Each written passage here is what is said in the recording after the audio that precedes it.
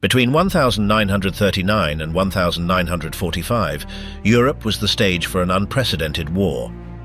Two military blocs confronted each other with resources that surpassed any previous conflict. Germany, along with its allies in Rome and Tokyo, launched an offensive that began with the entry into Poland and expanded through swift attacks on different fronts. Soviet, British and United States troops responded from various points on the map, marking key episodes in cities such as Dunkirk, Stalingrad and Berlin. In parallel, millions of people were persecuted, imprisoned or exterminated for racial, ideological or strategic reasons. When the bombs exploded over Hiroshima and Nagasaki, the war had already left an incalculable number of dead and a divided continent. German military power disintegrated, while cities were reduced to ruins and internal structures collapsed without organized resistance. The figures who previously dominated public discourse were displaced by the silence of those trying to survive. How was that fall experienced from within? What did the soldiers, the commanders, and the technicians of the Reich really think as everything around them crumbled?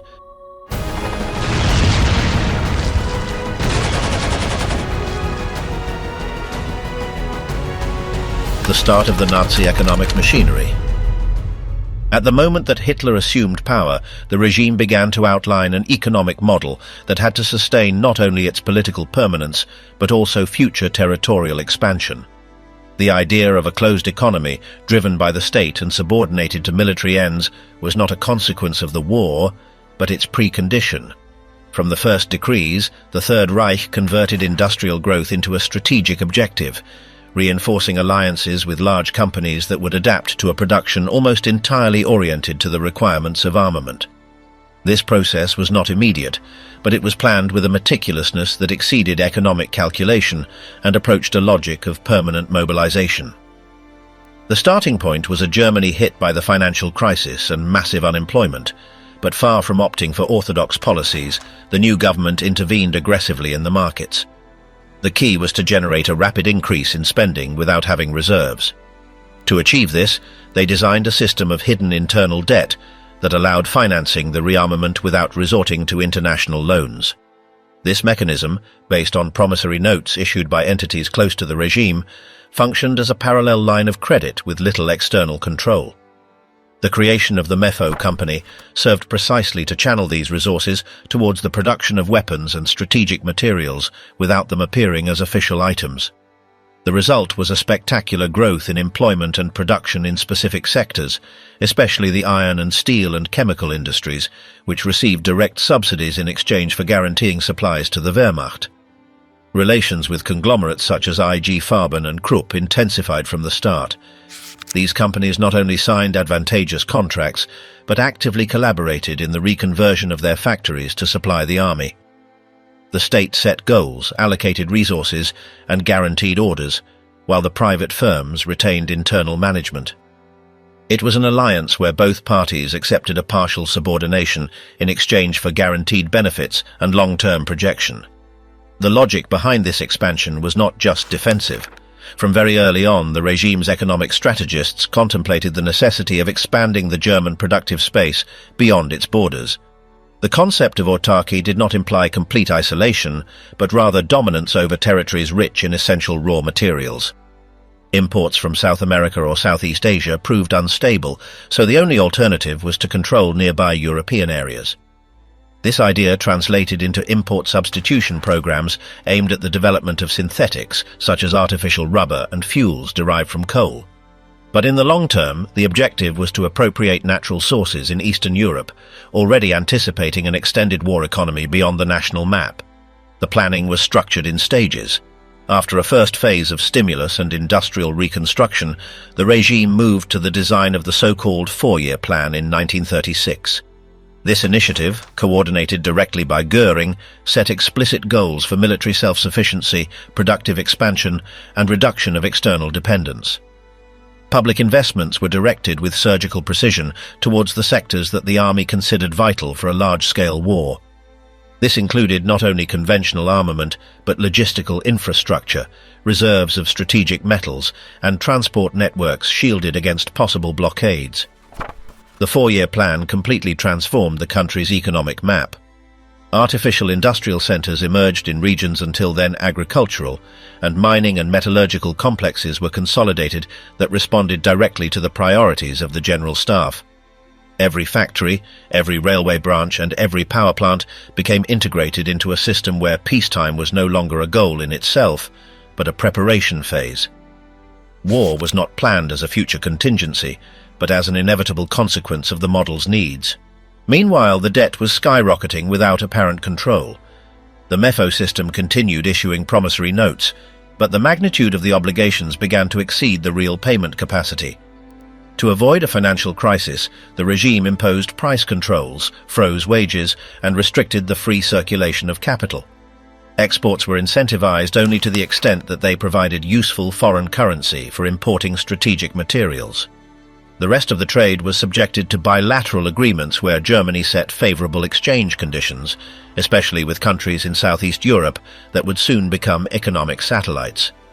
One of the most revealing elements of the period was the way in which military decisions determined the very structure of the economy. The projections of consumption of steel, ammunition, or fuels were not based on rational defense calculations, but on operational models that assumed the need to attack first to avoid financial collapse. That is, the offensive was not only a political ambition, but a structural way out of the economic dilemma created by the regime itself. The accumulation of debt, the war overproduction, and the rigidity of foreign trade left the appropriation of resources by force as the only viable path. Thus, the formal start of the conflict in 1939 did not mean a break from the economic model, but its confirmation. The invasion of Poland was, in financial terms, a logical extension of the economic program designed years before. In a few months, heavy industries increased their shifts, the occupied fields were reorganized to produce based on the needs of the Reich, and the railway routes were adapted to channel raw materials toward the heart of Germany. The economic looting was neither improvised nor disordered. It responded to plans elaborated by technicians who had studied every variable long before the outbreak of war. In parallel, the army multiplied its demands. Every deployed unit had to be equipped, fed, and transported with supplies mass-produced under strict efficiency standards. This forced an even greater acceleration of mechanization, the standardization of parts, and the formation of logistical chains coordinated between ministries, companies, and operative units. The war production model absorbed the entire state apparatus and left no room for activities that were not aligned with the goals of conquest. Even agriculture was reorganized to guarantee the supply of troops before civilian consumption. To maintain this unprecedented rhythm, the regime resorted to increasingly authoritarian mechanisms of pressure. Business participation was no longer optional, and deviations from the plans could be considered sabotage. Delivery quotas, raw material quotas, and controls over labor allocation transformed private companies into gears subordinated to a machinery of total mobilization. In that structure, capital moved freely only to the extent that it respected the limits defined by the General Staff and the planning committees. By the time it reached 1940, the German economy no longer responded to conventional principles. The productive goals were set exclusively by military criteria, and every component of the economic system was subordinated to the war effort. There was no real margin for disagreement, nor a space for spontaneity. What had begun as a strategy to emerge from the crisis had transformed into a rigid structure that could only be sustained through constant expansion, and the next step had already been traced in the offices of those who had, from the beginning, united economic maps with military maps. The Hitler brand, how a war was sold. The regime's rise was sustained from the beginning by a deliberate communication strategy, built to transform an extreme politician into a totemic figure. Since the party's early years, the visual exposure of its leader was articulated as a coordinated campaign, where every image, word, and gesture was calculated to reinforce a central message: unquestionable authority. The figure of Hitler was sculpted using resources typical of commercial advertising, combining modern techniques with a millimeter-precise obsession with controlling his appearance, and no intervention was left to chance. The aggressive rhetoric, the prolonged silences, the sudden emphases, all responded to a precise scenic logic. The stage was prepared as if it were a theatre, where the spotlight always illuminated a single protagonist. The first visual materials disseminated in the press, pamphlets and murals, avoided showing the leader as a traditional politician. He was projected in elevated positions, with shots taken from below, or walking among crowds that looked at him with devotion. The shots repeated religious iconographic schemes, raised hands, gazes directed toward the sky, backgrounds with intense lights or waving flags. It was not about spreading ideas, but about provoking sensations. The construction of the personal myth was an integral part of the power structure. Hitler was not presented as one man among others, but as a symbol in itself, a bearer of destiny. The design of the public events replicated scenic models typical of spectacle. Nighttime rallies, illuminated by torches, were organized to provoke a ritual atmosphere in which the leader emerged not as an orator, but as a messianic figure. The uniforms, the synchronized greetings, and the martial music reinforced the idea of belonging to a mystical body, and every act consolidated the central narrative. Obedience was not a rational act, but an inevitable emotional reaction. Emotion substituted thought, and in that logic the symbol superseded the argument. The speeches were written with an almost hypnotic rhythm. The pauses, the calculated repetitions, and the changes in tone generated a physical response among the attendees. The words were reduced to brief, memorable slogans, easily shouted in chorus, and the leader's name was pronounced like a collective mantra whose presence replaced the ideology. The goal was not to convince, it was to condition. The propaganda did not inform, it indoctrinated. The essential element was not the content, but the form. The official photograph was also a decisive tool. It was not about capturing spontaneous moments, but about producing controlled scenes where every detail reinforced the projected image. The attire, the framing, the facial expression, everything was supervised. For years, relaxed or familiar images were avoided. The face had to remain severe, concentrated, impassive. Only after the cult was consolidated were slight variations that showed contained humanity allowed, but even those versions were carefully choreographed. The cinema became an unprecedented narrative weapon. The films that showed the mass gatherings deliberately omitted any sign of dissent or noise. The shots selected only favorable angles, concealed empty spaces, and amplified the collective gestures. The camera movements followed a circular, enveloping logic that induced a sense of seamless unity. The sound, manipulated in the studio, reinforced the applause and amplified the cheers. The camera ceased to be a witness and became a co-author of the narrative. The posters relentlessly reproduced the facial features of the Führer: broad forehead, furrowed brow, firm jaw. The visual aesthetic avoided any contradiction. There was no room for doubt. The features were turned into icons through a key simplification, where any element that introduced ambiguity was excluded. The leader's face had to be recognizable in any format, from a coin to a postcard, and this obsessive repetition had a strategic function: to eliminate the distance between the figure and the message. The slogans accompanied the image like a constant echo, brief, categorical, without nuances. He is Germany, one people, one leader, one way. The structure was always binary: them versus us, order versus chaos, light versus darkness. There was no appeal to arguments but to impulses, and for this the same techniques were used as in commercial campaigns: repetition, emotional association, saturation. The urban space was transformed into an extension of the communicative apparatus. Flags were not decoration, they were territorial markers, and the regime's iconography was displayed on facades, squares, stations, offices. Every place had to remind the individual of their belonging to the collective. The omnipresence of the symbol prevented any neutrality, even silence became suspect. In the years prior to the total conflict, the figure of the leader was separated from concrete action. While the state apparatus made decisions, the Führer's public image remained clean, intact. He was represented as a thinker, strategist, moral guide, never as a manager or administrator. This division allowed for the transfer of responsibilities without eroding the cult. If something failed, it was the fault of the subordinates. If something worked, it was the leader's merit. This is how the aura of infallibility was reinforced. The troop parades, organized with millimeter precision, were not merely military exhibitions, but symbolic choreographies. The synchronized step, the geometric formations, and the salute in unison converted the human body into a visual instrument.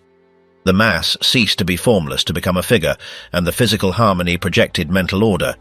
The message was clear: disorder was outside, discipline was inside, and at the center, the one who gave the orders, the Führer. Youth and school publications disseminated sweetened versions of the same myth.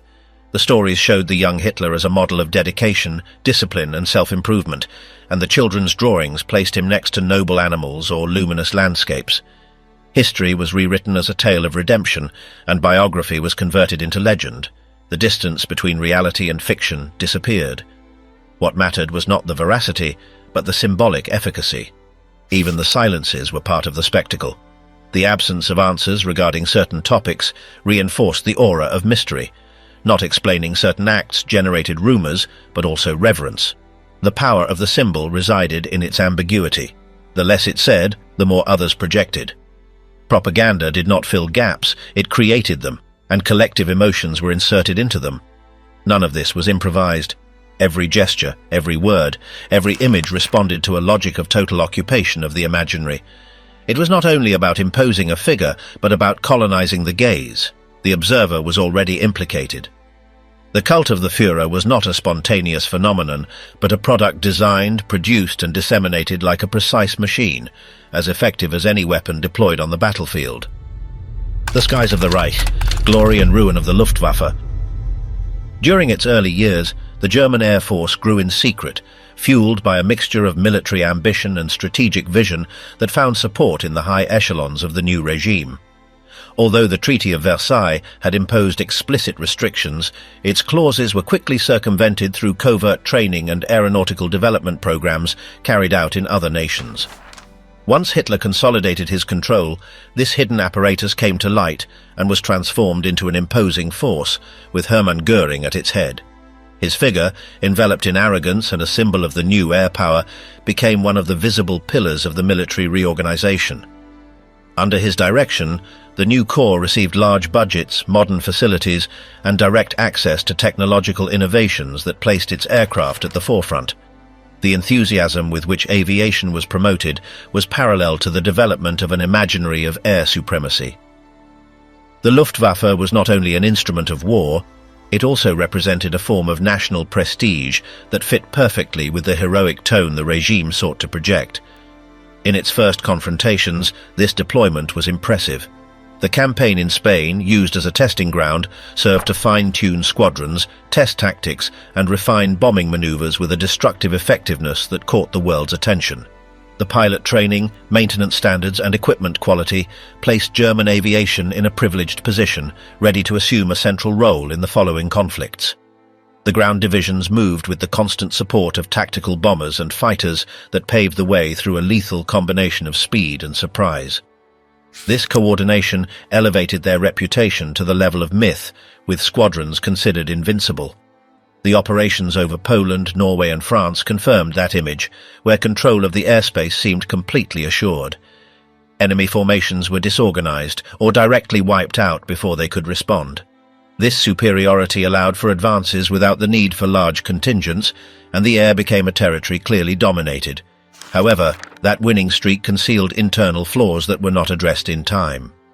As the conflict dragged on and extended to various fronts, structural limitations began to show. Overconfidence led to the neglect of essential logistical aspects, such as the prolonged maintenance of the fleets or the systematic renewal of specialized personnel. The factories worked non-stop, but they could not keep up the necessary pace to replace the growing losses. Furthermore, many aircraft models that had been effective in the early years showed deficiencies against the new technologies deployed by the adversaries. The lack of more powerful engines, efficient armor, or sufficient flight autonomy became critical in various scenarios. The most severe blow to the image of invulnerability came with the failure to neutralize Great Britain from the air. The bombing campaign, expected to be a decisive step, turned into a clear display of the real limitations. The British air defense responded intensely, and the exhaustion of pilots, machines, and technical reserves was much greater than anticipated. This stage marked a change of pace for the Luftwaffe, which stopped advancing and began to lose ground against increasingly organized resistance. Expectations crumbled as reports showed entire squadrons depleted and the inability to meet the established objectives. What once seemed infallible became a cracked structure that could no longer sustain the accumulated pressure. The command, far from reorganizing itself, fell into contradictory decisions. Goering, clinging to his privileges and lacking practical answers, went from being the symbol of the Air Force to a figure questioned even within his closest circle. Internal struggles, favoritism in resource allocation, and a lack of real tactical review accelerated the deterioration. Aviation, which had been planned as a versatile and dominant tool, was dragged toward a defensive use that contradicted its original design. Operations focused on protecting occupied territories, repelling massive incursions, and covering fronts where retreat was inevitable. That transition further exposed the system's shortcomings and the disorientation of its leaders. In the final phase of the conflict, the Luftwaffe operated under precarious conditions. Air bases were mobile or improvised, with scarce technical coverage. The squadrons, increasingly reduced, shared parts between aircraft to keep them airborne. Pilot training was cut down to the bare minimum, and many took off without having completed basic instruction. Although promising technologies, such as jet aircraft, were introduced, their deployment was late and marginal. What was once a dominant force was transformed into a scattered network, forced to act in fragments and without the possibility of regaining the initiative. The fall of the Luftwaffe was not only the result of facing more prepared enemies, it also reflected the fragility of a model built on illusions of grandeur and sustained by political decisions that ignored the warnings of mid-level commanders. What began as a promise of supremacy ended as a broken structure, unable to sustain the weight of the war it helped to start. The front they never forgot, German soldiers in the east. From the first light of the 22nd of June 1941, the German convoys crossed the eastern border with a precision that left no room for doubt. The terrain opened before them in endless lines of wheat and dust, where each division advanced without stopping, marked by the constant rhythm of the engines and the screeching of the tracks. Operation Barbarossa unfolded like a meticulous calculation, with maps already drawn before the first shots rang out. The soldiers did not exchange unnecessary words. Some looked toward the horizon, others adjusted their weapons or drank warm water. Everything moved to the rhythm of a steel choreography that seemed to need no instructions.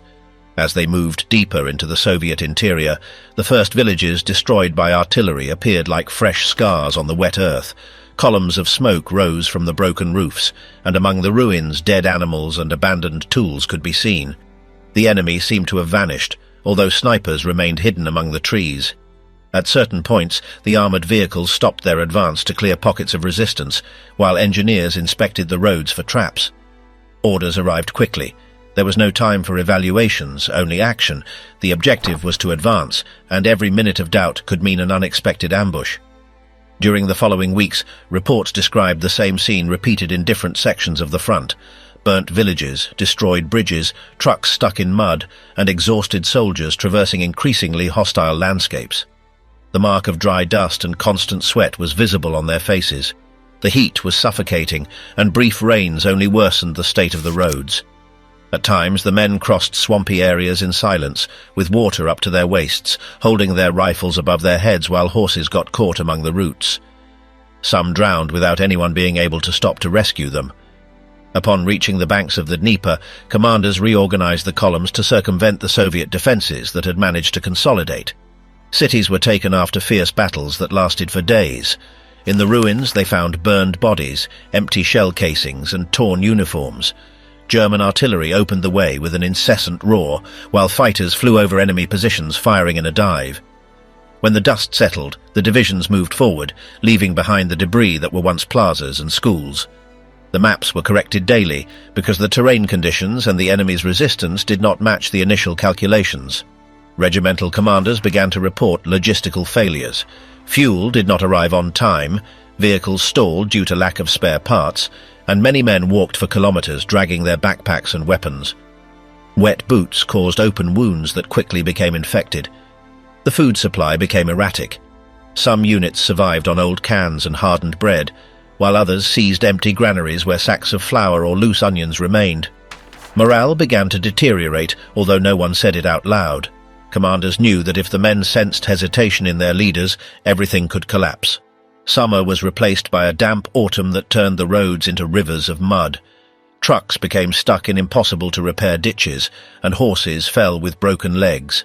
Sometimes the only option was to abandon the vehicles and continue on foot. Soldiers covered their faces with earth-filled scarves, and frontal clashes became more frequent.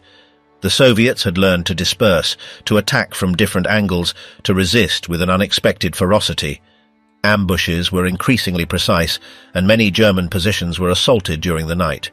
Some detachments disappeared without a trace, and messages sent from portable radios never received a response. When the cold became unbearable, orders from Berlin continued to demand maintaining the offensive pace. New cities were pointed out, new lines that had to be reached before winter. In the open fields, trenches were improvised with logs and wet sand.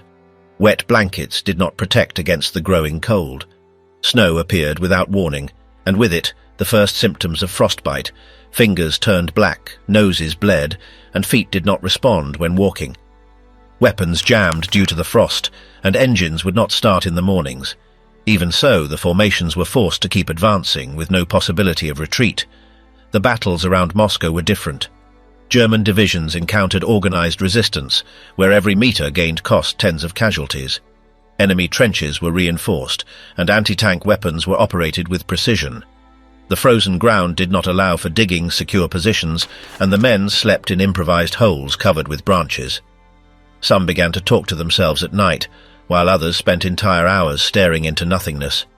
Reports spoke of progress, but on the ground, the only things visible were snow-covered bodies, abandoned vehicles, wet ammunition, and expressionless faces. In parallel, the Soviet command had reinforced its railway network and began to mobilize new units from the interior of the country. Trains loaded with soldiers, newly assembled tanks, and provisions arrived every day. Reinforcements appeared where they were least expected, and many German lines were flanked without warning. Retreats turned into chaotic scenes, with scattered soldiers trying to maintain cohesion. Officers shouted instructions that no one listened to, and divisions reorganized on the move, trying to establish new defensive lines. Some platoons became isolated, trapped between the snow and the crossfire, with no contact with headquarters. The winter brought with it a silent certainty. There was no longer talk of immediate victory or strategic objectives. It was about surviving the next day, keeping the weapons working, preventing the lines from breaking completely. Clothes hardened with frost, bandages stuck to the skin, bodies froze during the night. Many wrote short, meaningless phrases or repeated automatic gestures, their gaze fixed on the void. Vehicles were started every 2 hours to prevent the oil from solidifying. Explosions were heard closer and closer, and faces no longer showed surprise. When the thaw began, the divisions were decimated. Casualties were not recorded precisely. There was talk of approximate numbers, because many simply disappeared amidst the cold and the fighting. The orders were to resist, not to retreat. Any withdrawal had to be authorized. Some regiments remained for entire days in the same positions, firing with the little that was left, feeding on dirty snow, sleeping standing up. The idea of advance no longer existed. The only thing that mattered was holding out. No one mentioned the beginning of the campaign or the drawn maps. Everything had been absorbed by the same white, immobile line that did not allow one to see beyond a few meters. Killing, dying, and keeping silent, war from the German trenches. The microphones hidden behind the brick walls did not distinguish ranks, nor did they stem from formal interrogations. They simply recorded two men sitting across a table, talking as if the war was just another part of their lives. One recounted how they executed prisoners on the edge of a ditch. Another remembered the first time he witnessed a decapitation. They said it with a naturalness devoid of tension or guilt, as if they were just more anecdotes from the routine on the front. The British recorded these private conversations without the prisoners' knowledge, accumulating hours of testimonies that were not designed to defend themselves or to justify anything. They spoke because they thought no one could hear them. War had become a habitual environment, a custom accepted with no room for dilemmas. Some recounted how they disposed of bodies, others what they felt after shooting someone who was no longer offering resistance. Summary executions appeared in the accounts with meticulous details, the number of shots, the victim's position, the expression on their face. They recounted it as one remembers just another day at work. No moral debates were heard, only the direct description of what had been done and how. That coldness did not arise from individual cruelty, but from a complete adaptation to the environment that imposed its own rules. Killing became part of the landscape. In many recordings, stories emerged about captured Russians who were forced to dig their own graves before being eliminated. No one questioned the order or asked if it was necessary. What mattered was whether the shovel worked or if the ground was too hard. What might generate comments was the logistics, not the death itself. The act of eliminating the other required no explanation. It was assumed, executed, and they moved on to the next step.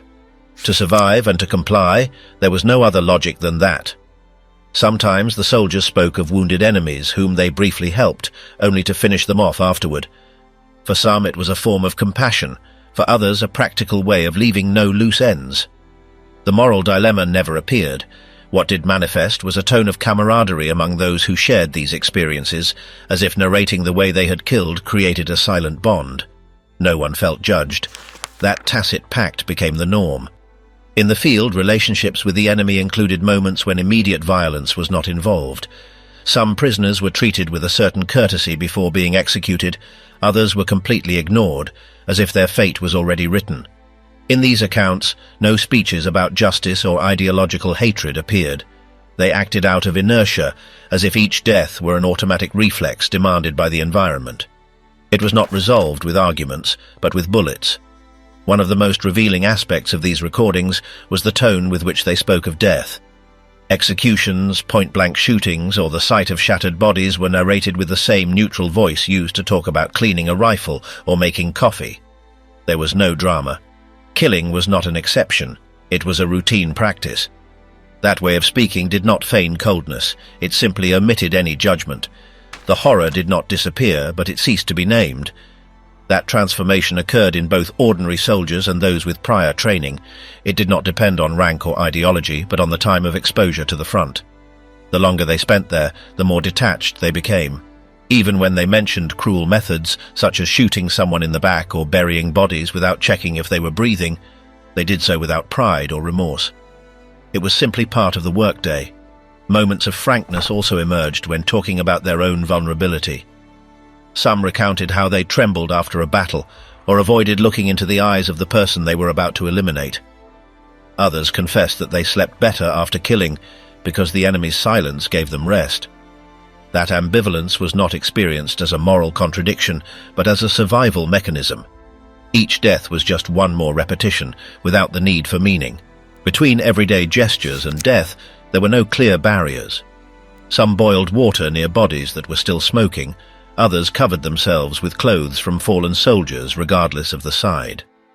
The entire environment was a homogeneous block of destruction, heat from explosions, thick puddles, broken structures, inert silhouettes. The daily exposure to horror erased the difference between living flesh and abandoned remains. No one gave speeches. They only carried out orders. What was once an enemy became part of the disorder. The longest conversations revolved around fear, not as a paralyzing obstacle, but as one more constant, managed like hunger or cold. There were strategies for not thinking, automating gestures, singing while cleaning human remains from weapons. Black humor was not an escape, but part of the mechanism. Joking about an execution did not make it less real, only easier to recount. By that point, violence no longer required justification. There was no talk of the enemy as a monster, nor as an ideological threat. It was an other who had to be eliminated, period. Sometimes a mention of respect for the adversary's tenacity appeared, but that did not alter the final destiny. Shoot, advance, eliminate. Everything else was accessory. Even when they knew the war was stagnating, that the front was extending without clear advances and casualties were becoming more frequent, they did not change their tone. The possibility of dying was accepted from the beginning. Sometimes someone remembered a friend who did not return, but without lingering. The death of others was not news. From time to time, phrases emerged that revealed the extent to which the perception of what was tolerable had been deformed. One said he had grown used to the smell of blood, another that he was no longer fazed by seeing a head explode. They commented on it as one talks about the weather. It was not insensitivity, it was adaptation. Feeling too much was a luxury. To keep quiet, execute, and continue was the only way not to break down. The most unsettling thing was that these men did not seem different from those who listened to them. They were not fanatics or notorious criminals. They were ordinary young men confronted with a machine that demanded total surrender. The war had deformed them without them noticing, giving them a dry, direct, functional way of speaking. Nothing they had experienced seemed exceptional to them, and although they would later be released or judged, while those recordings lasted, Their world was that. Trenches, orders, corpses, and the certainty that every action, however brutal, needed no explanation. This is how the High Command thought inside the defeated army. Silence became a habit among those who had given orders during the years of the Reich. Sitting in front of their interrogators, out of uniform and with the war lost, the German generals offered their versions without interruption, trying to recompose the narrative of what was a machine that ended up devouring itself. They had obeyed, they had planned, but now they spoke as if they were simple witnesses dragged along by a superior force. One after another described how they felt used, manipulated, or ignored by a supreme command that concentrated everything and left little room for maneuver. What interested them most was not how they won, but why they lost, and the key question revolved around one figure who had ended up dominating all decisions: Hitler. As the months went by, the professional army chiefs perceived that their knowledge was no longer valued. Strategies were formulated from Berlin without accepting objections, and the general staff ceased to have influence. Orders were reduced to executing what the Führer decided without consultation. What had begun as a collaboration transformed into total submission. When someone dared to suggest alternatives, the answer was always the same: suspicion of disloyalty or immediate punishment. The captured generals agreed that the army had been transformed into a political tool. It no longer made decisions based on military criteria, but on ideological or symbolic objectives. Maintaining certain positions, resisting in cities without strategic value, or launching unprepared offensives responded more to the image of strength than to a rational plan. They regretted having accepted these follies without question, although they later insisted that they had no other option. When they spoke of total failure, they diverted attention to resources and time. They maintained that the material conditions were insufficient for such a prolonged war. Some said that a second front should never have been opened. Others claimed that the conflict in the East was a trap from the beginning. None accepted that the Reich's ambition exceeded its capabilities from the very first moment. The error, according to them, was tactical or one of miscalculation, never moral. In justifying their obedience, some claimed that they sought to avoid greater evils.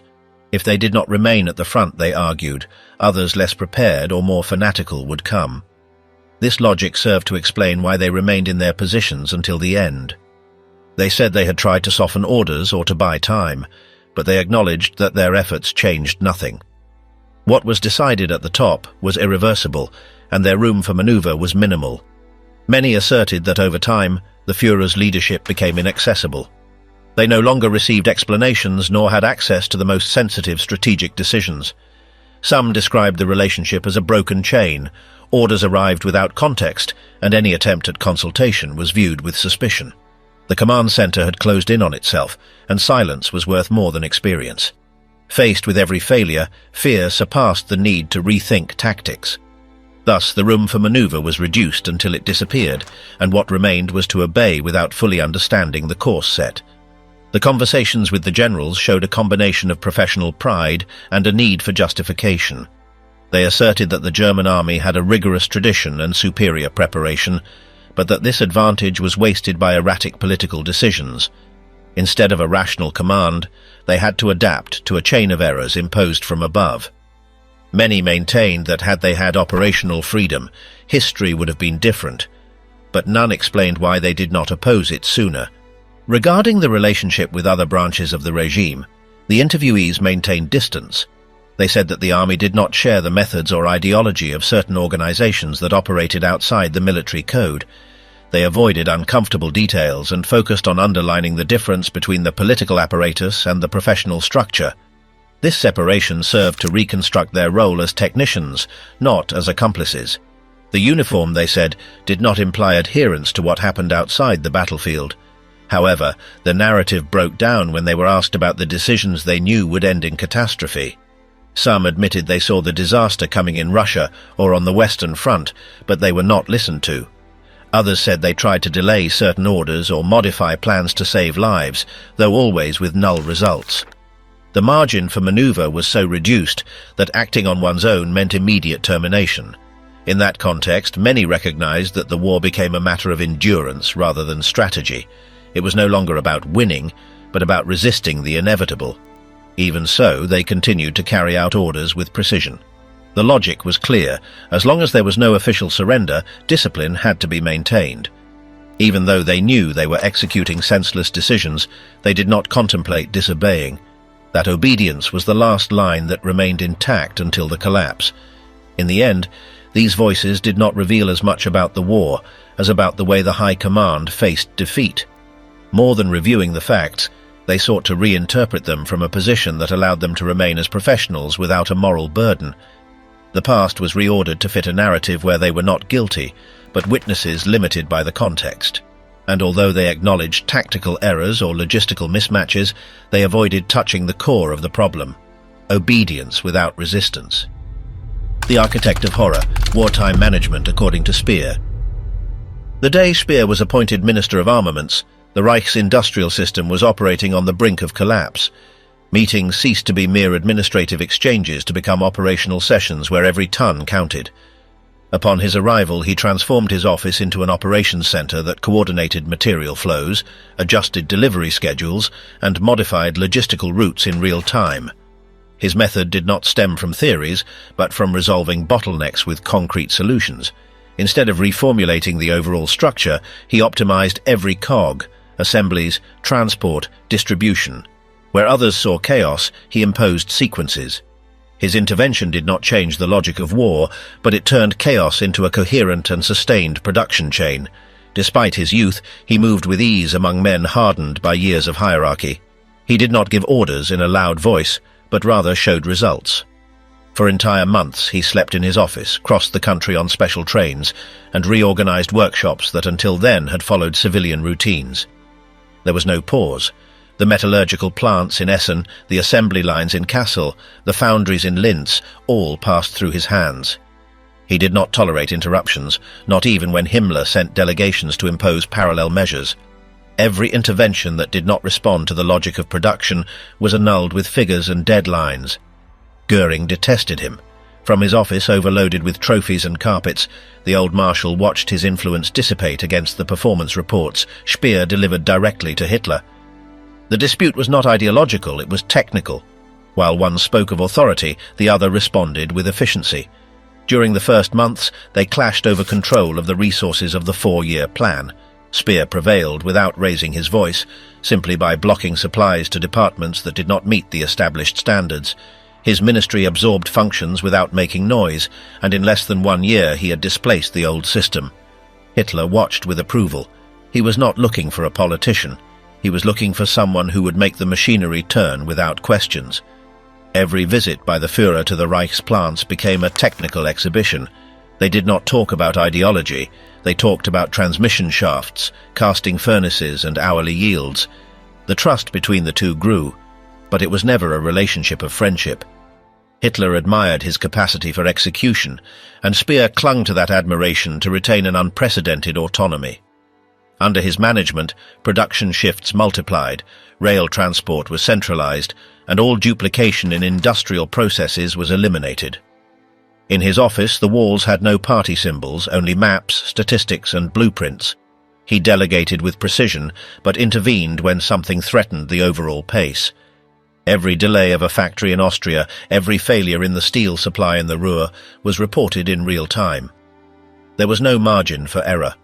While the war moved eastward, he kept the flow of ammunition, tanks, and aviation parts intact. When any of the high officials tried to impose measures that compromised production, they met a closed front. Speer protected his system with the same toughness with which a general defended a position. In his dealings with Himmler, everything was calculated. He never confronted him directly, but he also did not yield to his interferences. When demands were made to assign personnel or facilities to functions unrelated to the front, he responded with comparative charts and impact forecasts. He was not a negotiator, he was a technician with power. Every conflict was resolved not with speeches, but with the constant pressure of military supply. No one within Hitler's circle had managed to operate with such independence without provoking retaliation. The trains he coordinated did not stop. Day and night, artillery pieces, armor plating, engines and supplies crossed the Reich in millimeter-precise sequences. When Allied bombings damaged the main factories, he activated reserve networks that were already prepared. He never failed to anticipate. From his first months in office, he had foreseen hidden duplications, alternate routes, and dispersed deposits. He knew that fronts were not sustained by ideas but by tons. While others spoke of the German spirit, he spoke of yield per ton of coal. Even in the last year of the war, when other ministries were collapsing, the apparatus Speer had fine-tuned continued to operate with technical precision. More than an extension of political power, his logistical network functioned as an autonomous structure that responded to metrics, not speeches. Amidst the bombing of Berlin, the trains still departed because the system had been designed to sustain itself without the need for indoctrination or personal loyalties. No unit fought without having received equipment under his direction. No front could be sustained without the sequence that came out of his depots. For entire months, his influence was as decisive as that of any field commander, although he never fired a weapon. Not because of ambition, but because of structure. Every decision of his translated into hours of combat, into armored columns, into ammunition delivered on time. And when the Reich collapsed, it was not his system that failed first. It was the army that retreated, the lines that yielded, the commanders who hesitated. His machinery, although wounded, was still turning. Until the end, the trains departed, the factories resisted, and the reports continued to arrive. Speer did not build an ideological empire, he built an engine that did not stop running. The betrayal from within, the Stauffenberg conspiracy. Not all uniforms of the Reich concealed absolute loyalty. In the gloom of military offices, while the fronts were burning, a group of German officers wove the only serious attempt to break the regime from within. Klaus von Stauffenberg, the man who would give his name to the operation, did not emerge from nothingness, nor did he act alone. The gestation of the plot was long, winding, and full of doubts. Around him orbited figures who, more than revolutionaries, were professional officers convinced that the course imposed by Hitler would lead the country to destruction. Although they shared the uniform, their visions were different. Not all sought to democratize Germany. Some only sought to halt the catastrophe. The first doubts arose not because of defeats, but because of the direction the orders were taking even amidst victories. As the campaigns advanced, several officers began to notice that strategic decisions responded to personal impulses and not to professional evaluations. Hitler intervened in operational details without consulting his field commanders, and this constant interference generated unease. The offensive against the Soviet Union marked a before and after. The reports of massive casualties, the unresolved logistical problems, and the lack of coordination between fronts fueled a concern that ceased to be private. In discreet meetings, high-ranking members began to consider that halting this drift required more than reports. It was necessary to stop the man who was dictating them. The plans were neither linear nor unified. There were several attempts prior to the one that would materialize in July of 1944. Some collapsed due to fear, others due to lack of means. The most basic thing was often missing: a bomb, access to the inner circle, a real support network. The Gestapo lurked, and the simple act of sharing a doubt could cost one's life. Because of this, many initiatives remained as poorly whispered ideas or burned letters. But little by little, and with more desperation than hope, a hard core was consolidated with sufficient resources, determination, and knowledge to get close to Hitler. Stauffenberg was neither an outsider nor an idealist. He came from the heart of the military apparatus. He had fought, lost an eye and a hand, and had risen through the ranks due to his competence. Precisely because of this, his change of position carried so much weight. He knew how to combine his direct access to the circles of power with a growing conviction that Hitler had to be eliminated. He did not talk about reforms, he talked about action. His relationship with other conspirators, such as Olbricht, Beck or Tresco, was key to transforming words into deeds. The plan was called Operation Valkyrie, a name drawn from a real protocol intended to maintain order in case of internal revolts. What they did was modify it to serve as a covert coup d'etat. The chosen day was the 20th of July. Stauffenberg was scheduled to attend a meeting at the Wolf's Lair, Hitler's headquarters in East Prussia. He carried in his briefcase an explosive activated by a chemical timer which detonated but did not kill the target. A change of place at the table and the thickness of the furniture cushioned the blast wave. The news that Hitler was still alive spread quickly and the plan collapsed. Operation Valkyrie, which was supposed to be activated in Berlin with the occupation of key points and the arrest of Nazi leaders, was paralyzed by uncertainty. Indecision was lethal. Within a few hours, the conspirators were arrested. Some, like Stauffenberg, were executed immediately. Others were subjected to summary trials or handed over to special courts. The consequences extended throughout the Wehrmacht. The purges reached thousands. The regime took advantage of the failed attempt to reinforce control, eliminate dissent, and feed the myth of the Führer's invulnerability. But the blow left a mark. For the first time, the image of unanimity had been broken. Even from the military command, someone had decided that continuing was not an option. The reasons that pushed the conspirators were not homogeneous, and their motivations ranged from moral principles to the fear of the country's collapse. There were those who desired a peace agreement with the Western Allies, and those who simply wanted a new order without Hitler. They did not share a common ideology or a post-government plan. The only thing that united them was the need to end the absolute power that had plunged Germany into a war with no way out. What happened afterward was both a repression and an internal lesson. Some officers who had doubted until the last moment retreated.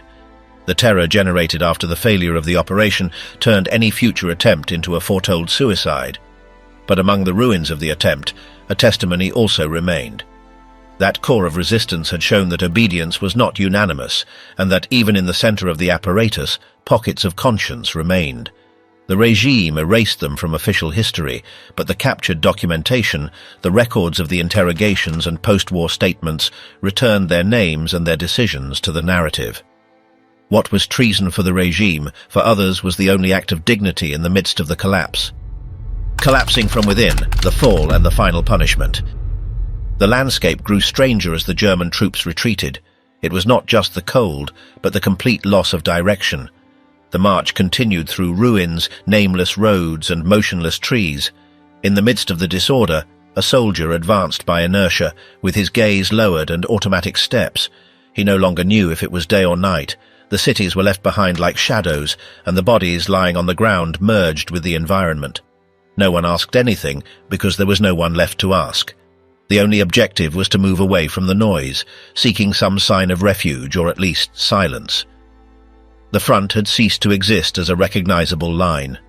Everything was a mix of directionless retreat, invisible ambushes, and wandering columns that did not know which village they were in. The soldier kept walking, with less weight in his backpack and more in his head. He learned not to turn around if someone fell. The short bursts of artillery no longer surprised them. They were part of the background noise. The ice crunched underfoot with a constant warning. The advance was clumsy, sustained by the fear of being left behind. Coats were shared as if they were part of a collective body. To sleep was to be exposed, so they dozed for brief moments, with eyes half open. The soldier no longer thought about flags or maps. Sometimes he pressed an old letter against his chest, as if it still held some warmth. His feet hurt all the time, and the rifle had become a mute extension, more burden than tool. The orders, when they arrived, were screams with no clear source. There were no visible hierarchies left. Only reflexes remained. Move if the others moved. Take cover if something exploded. Watch if someone fell. Discipline had dissolved into automatic gestures. Sometimes, when turning onto a path, the pace was interrupted by bodies on the ground. They kept walking without looking much, without thinking about anything. If a campfire was sighted, they approached cautiously, with the weapon gripped. No one spoke the same language. Some stammered meaningless things, others repeated songs with a vacant voice.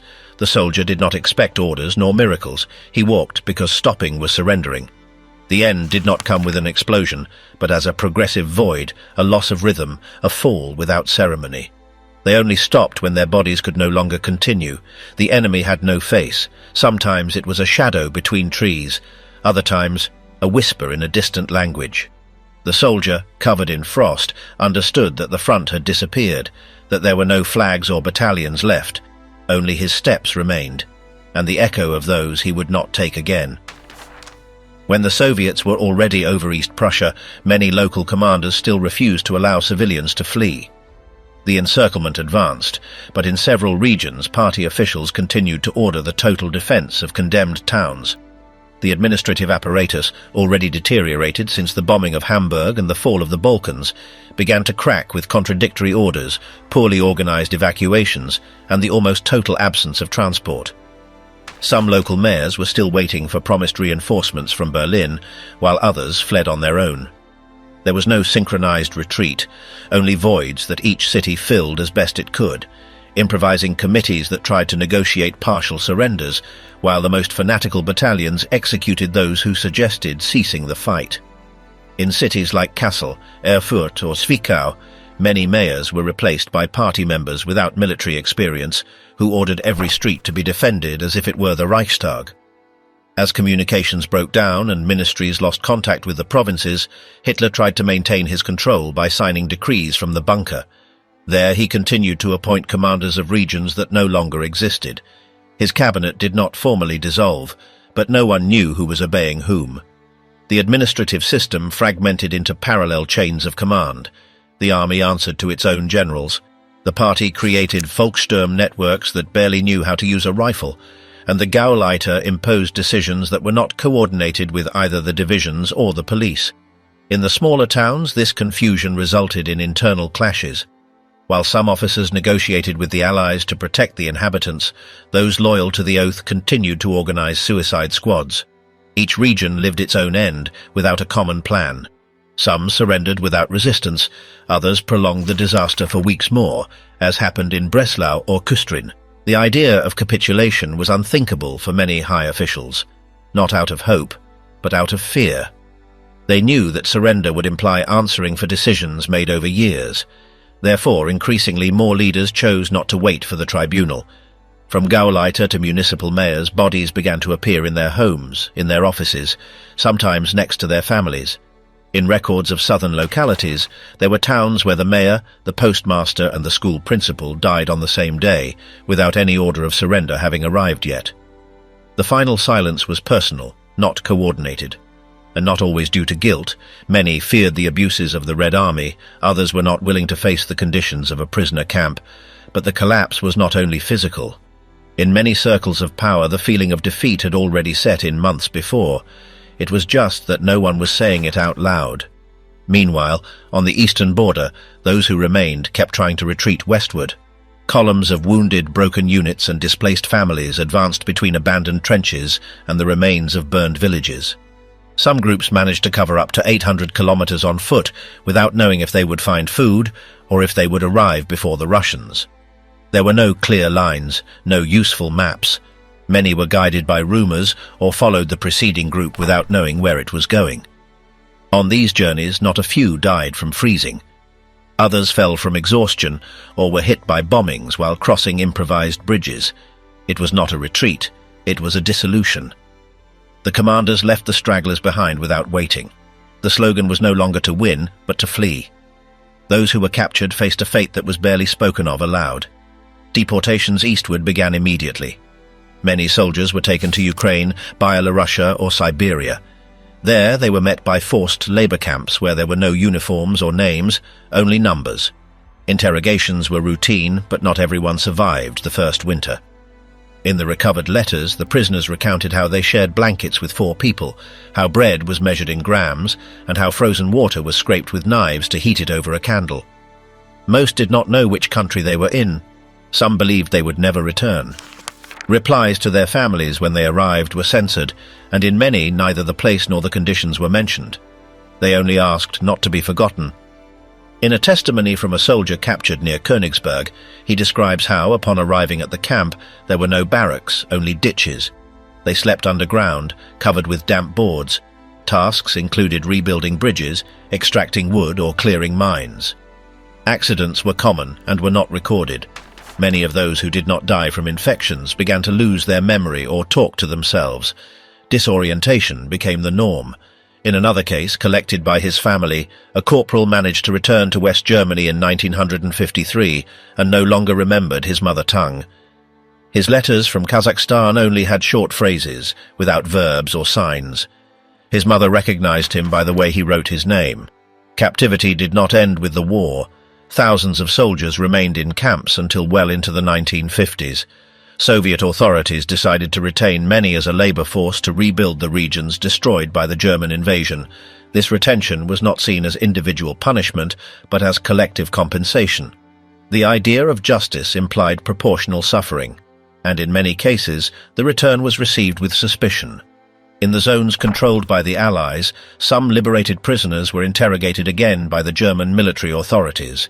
Their loyalty, their links with the enemy, or possible collaborations were doubted. Those who brought back two terrible stories were viewed with distance, as if they were uncomfortable reminders of a defeat that many were already trying not to mention. In the interior of the country, the accounts of these prisoners were rarely heard. Some returned to homes that no longer existed. Others found their wives married to neighbors, or their children calling another man father. Reintegration was discreet, almost invisible. There were no tributes or compensation, only long queues at offices where it was discussed whether they were entitled to a double ration or aid to rebuild a house that was no longer there. Many chose not to tell anything. They preferred to keep silent rather than relive the years that had been taken from them. And in that silence, the war did not completely end. That silence that remained after the defeat not only marked the return of the prisoners, but also the collapse of an entire system built on the illusion of control. Germany did not lose the Second World War on a single front, nor in a single battle. Its defeat was the result of an accumulation of weaknesses that the regime refused to face. An economy that never managed to sustain the pace of the war, supply lines overwhelmed by the speed of the offensive, an army divided on two impossible fronts, and a leadership that ended up isolated and without vision. When Albert Speer tried to reorganize production in 1942, it was already too late. The war machine could not compensate for the lost ground or reverse the collapse of power. The war that Germany began with speed and arrogance ended in retreat, scarcity, and disorder. The supposedly weak enemy, the Soviet Union, demonstrated a capacity for resistance and mobilization that exceeded even the most optimistic forecasts of the Reich. Meanwhile, the figure of Hitler, central to the myth of absolute power, was reduced to the silence of a bunker, culminating in a final act that many interpreted as the symbolic closing of the regime. This documentary does not only reconstruct a military defeat, but a structural fall. What unraveled was not just an army, but an idea of domination that never measured its own limits.